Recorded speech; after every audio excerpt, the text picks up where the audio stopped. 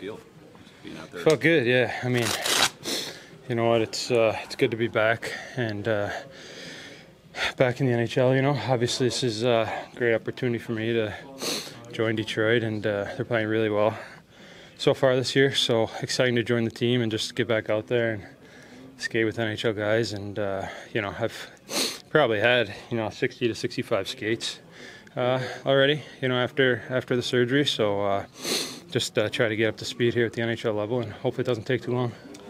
You had a number of different teams that I'm sure you were talking to. Why Detroit?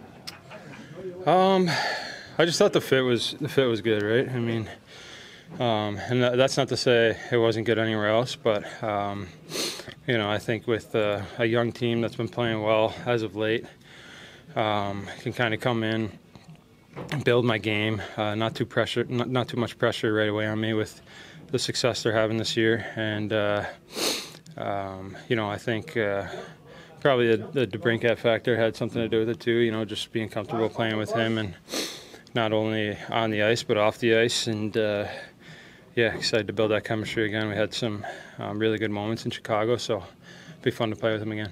How was that the process for you while you're going through rehab, and also I assume watching a lot of hockey to kind of assess what your list was going to look like when you started talking to teams? It's crazy, man. I mean, I think you know, throughout the whole process, whether, you know, you start thinking about teams, you know, 2-3 months ago, whatever it is, it seems like your mind kind of changes every day.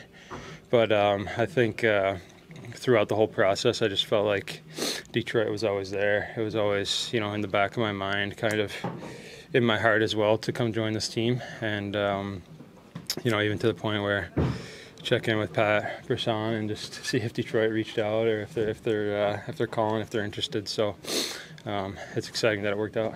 Kind of bouncing off that question, it is such a unique surgery. Did you consult with any other athletes or people throughout that process to kind of help you navigate that? Yeah, so Nick Bäckström, obviously, Carl Hagelin, talked to some other different people as well.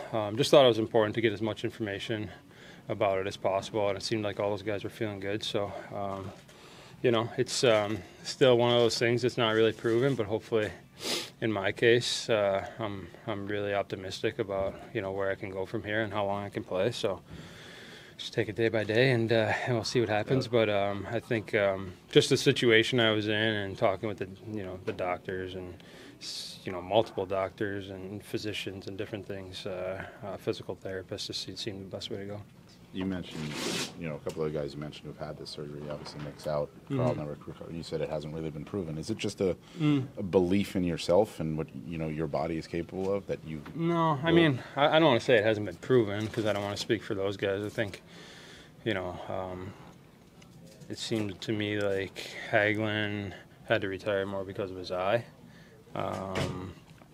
Bäckström, I'm not sure what the full story is, but just within talking to the doctors, I think the one thing that got me was just that this would be something that I could play with for a long time, and I wouldn't have to, you know, retire from. So that was the big thing for me.